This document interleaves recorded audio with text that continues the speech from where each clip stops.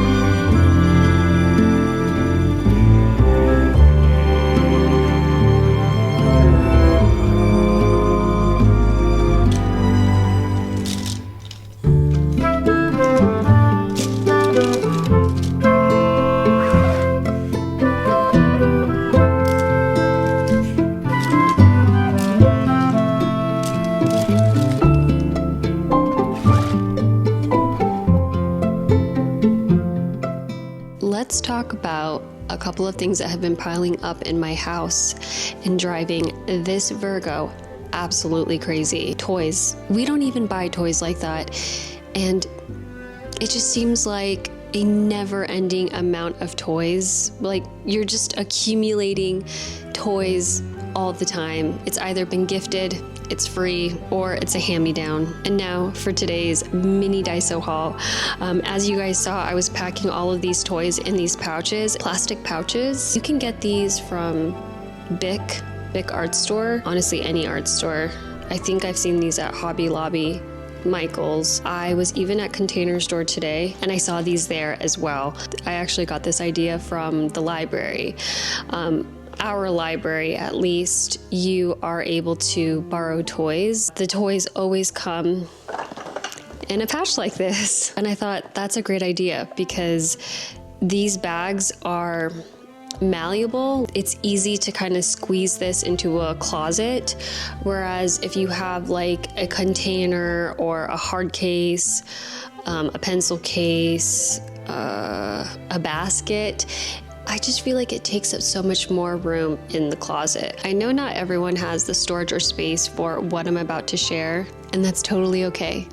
But if you can spare some real estate, I'm pretty sure I've mentioned this before in a past video, but we do have a 3x2 shelving unit here, and we have it's like a Montessori style toy rotation system. So we only have some of his toys out on the shelving unit, not all of his toys. This is where the magic is. He hasn't played with these over a month. It's gonna feel like it's new to him. This is like one of the ways that we're able to avoid screen time is that he's just playing with this toy that he hasn't seen in a month. In addition to that, having a toy rotation system also helps with tidying up by the end of the night. It is so easy to clean this up multiple times in one day. Beyond the toy rotation system, I like to set up the toys here each week with a different theme. This approach has completely transformed our play from just following his interests like dinosaurs, diggers, holiday stuff, to introducing intentional curated lessons where he's constantly discovering something new. 2 more things I picked up from Daiso: tabs. I have actually been reading a ton of physical books. I haven't been reading from my Kindle at all this year. So for the first time ever, I am running out of tabs. So I picked up 2 more at Daiso.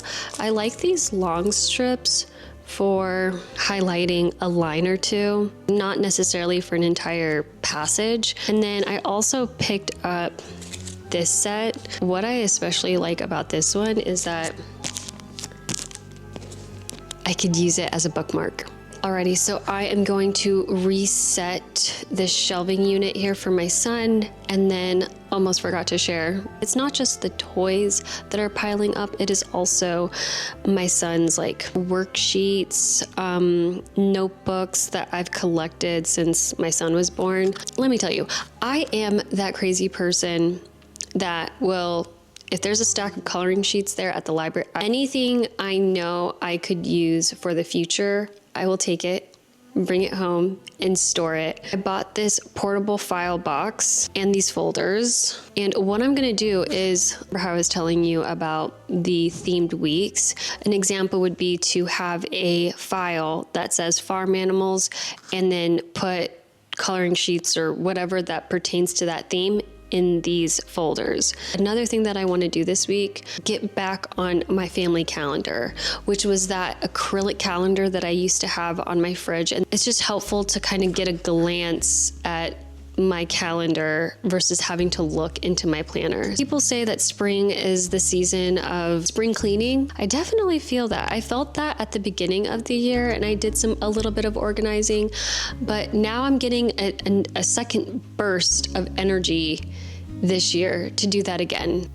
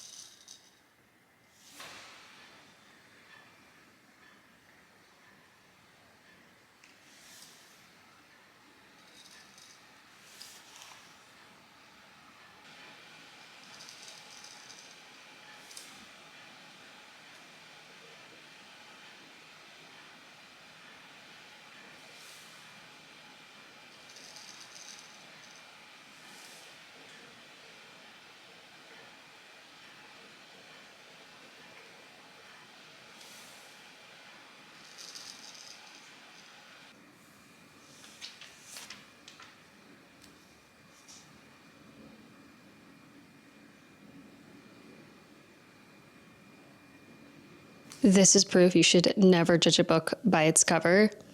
I thought 200 pages, nothing. I can finish this in about a day or two. No, it took me so much longer, but for good reasons. This book is littered with the most profound passages of what it's like to be in space. This novel is told over the course of 24 hours, and it follows 6 astronauts and cosmonauts as they orbit Earth. And I believe they orbit Earth 16 times, so they witness 16 sunrises and sunsets. It's just beautiful, like absolutely beautiful. Like, reading this book, I can only imagine what it would be like to be in space.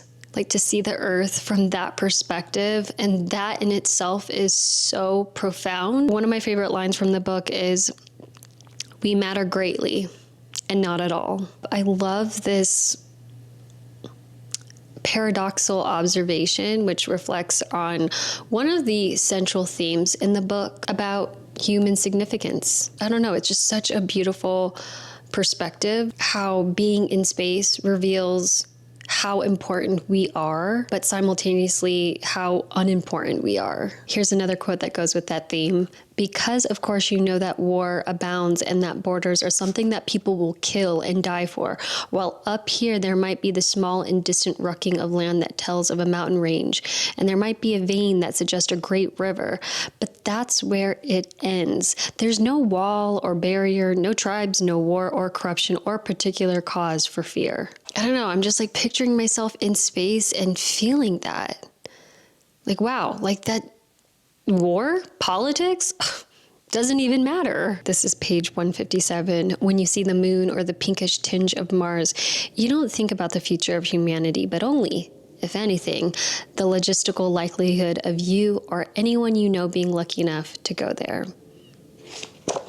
Would I ever go to space? Would I want to go to space? I don't know. Like, there's like a big piece of me that is so scared. Like, to be that far away from my family.